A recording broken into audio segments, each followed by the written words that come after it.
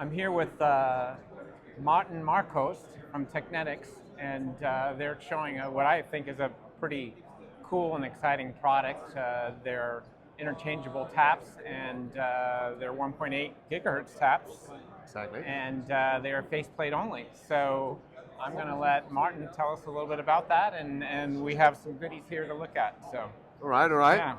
Yeah, so we've been the first one to be able to figure it out. It's a 1.8 faceplate only swap for your legacy housings. So basically these housings are as old as I am, and they still can take a 1.8 faceplate only upgrade. So you keep the main line connected, you will never lose power and you will never lose connection down the line.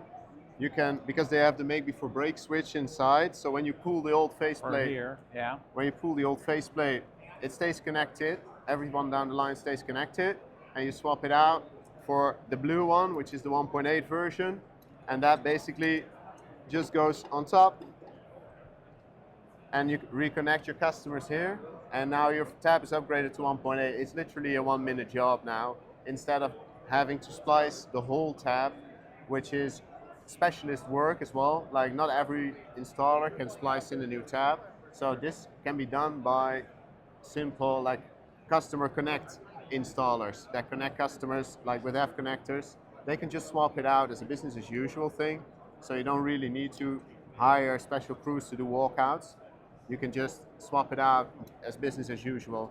So I see we have two, we have other ports. How are these populated in different ways depending on how you order them, or? You can order 2, 4, and 8 ways. Okay. And we have all the different standard dB values of tap loss that you would normally see in a 1.2 network. So it's pretty much compatible to all the legacy stuff that's out there. So we will have the same values, the same faceplate combination. Have you field tested these? Are these already available? They are being field tested right now by a tier 1 operator. Okay. And we have done a massive amount of testing ourselves. Right. Yeah. So we tested all the different styles of the original Moto back boxes. So all on the lab bench, of course. Like on the lab bench, specs, but also temperature cycled them. Okay. So that we thoroughly tested those.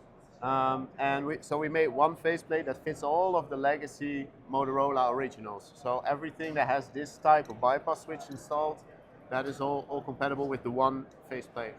So when can operators start to actually order these, do you think? I mean, the Motorola's today. Okay, yeah, right. We have them Motorola stocked today. Yeah, we have them stocked in the Denver warehouse for US customers, and we're ready to go. We have a decent size on stock. But this is the Motorola. The Regal is next up. That's pretty close to being on stock as well. And then we're going to do the Cisco SA style as well.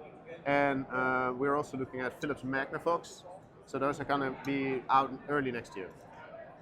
Without giving any trade secrets away, what was the hardest part of solving this? So for people who have ever tried to do a 1.8 upgrade of a faceplate only, is that basically at a 1400 megahertz, there's a huge suck out in the spectrum, yep. Right? And that is really difficult to solve because the connectors here, they are really not made for 1.8. Right. So the matching between this and the faceplate is terrible. So that's why you will see that these are a little bit higher as well. Like the old Motorola's, they would actually sit flush or even a little bit inside. Right. And we need that space. For this is a mechanical matching circuit. It's a patented circuit. So this is a mechanical matching, and there's matching on the board. And that combination makes it that we can actually push that resonance out of band.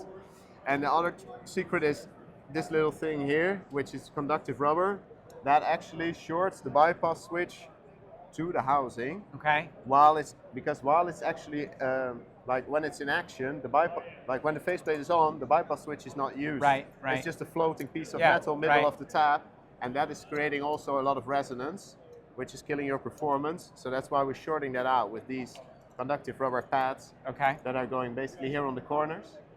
And you can see there, it's touching the metal and the back box, and that basically How gets many rid of the resonance. patents did you guys end up generating out of that? We have 3 different patents, yeah. Well, Maarten, thank you very much. Thank you very much. Like I said, I think this is a really cool product, and I'm glad to have you walk us through it. We're really proud of this. It's my baby, but for us as well, it's like one of the few products that we are like completely unique, like no one else has.